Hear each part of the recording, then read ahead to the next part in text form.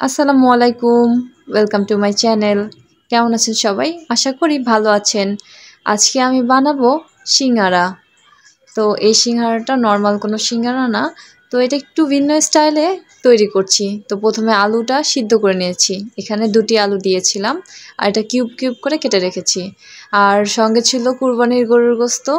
সেই গরুর গোস্তগুলো রান্না করার পরে কিছুটা গোস্ত এই আলুর সঙ্গে চেটকে নিচ্ছি।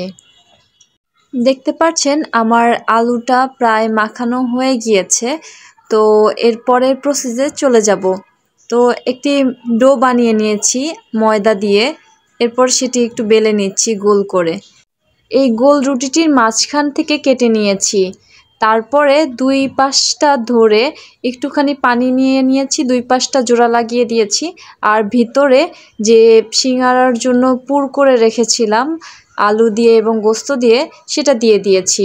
এই যে আমি আরেকটা দেখিয়ে দিচ্ছি আপনাদেরকে। তারপরে সুন্দর করে পানি দিয়ে মুখটা আটকে দিয়ে পাশগুলো সুন্দর করে আটকে দিতে হবে। আর আটকে না দিলে কিন্তু পরে দেখা যাবে যে যখন আমরা ভাজতে যাব তখন ভিতরের যে পুরটা রয়েছে এটি পুড়ে যেতে পারে বা কড়ইতে পড়ে যেতে পারে। সিঙ্গারাগুলো বানানো আমার শেষ। এখন চুলাটা অন করব। আর চুলাটা অন করেছি, ফ্রাই মোডে দিয়েছি। এবার ফ্রাইং প্যানের মধ্যে আমি একটু তেল দিয়ে নিচ্ছি। ডুবো তেলে আজকে সিঙ্গারাগুলো ভাজবো। তো একে একে করে আমি সবগুলো সিঙ্গারা এই যে কড়াইতে দিয়ে দিয়েছি। তো এটা এখন ভাজতে থাক, আমরা দেখি। আর একটু পর ফিরে আসি। এখন চলে এসেছি প্রায় 5-7 মিনিট পরে। এটা কিছুটা এক সাইড লাল হয়ে এসেছে। তো উল্টিয়ে দিচ্ছি যাতে অন্য সাইড একটু লাল হতে থাক, আর আমাদের তাহলেই সিঙ্গারাটা তৈরি হয়ে যাবে। এখন দেখতে পাচ্ছেন আরও 5 মিনিট পরে সিঙ্গারাগুলো অনেকটা লাল হয়ে গিয়েছে, ভাজা ভাজা হয়ে গিয়েছে।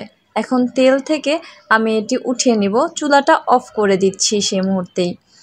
আর এটি একটা প্লেটের উপরে টিস্যু নিয়ে নিয়েছি, কারণ যেহেতু ডুবো তেলে ভাজা হয়েছে তেলগুলো যাতে এর মধ্যে ঝরে যায়। তো আমাদের সিঙ্গারা রেডি। এখন টেস্ট করে দেখা যাক সিঙ্গারাটা কেমন হয়েছে। সিঙ্গারাটা আসলেই অনেক মজা হয়েছে। আল্লাহ হাফেজ।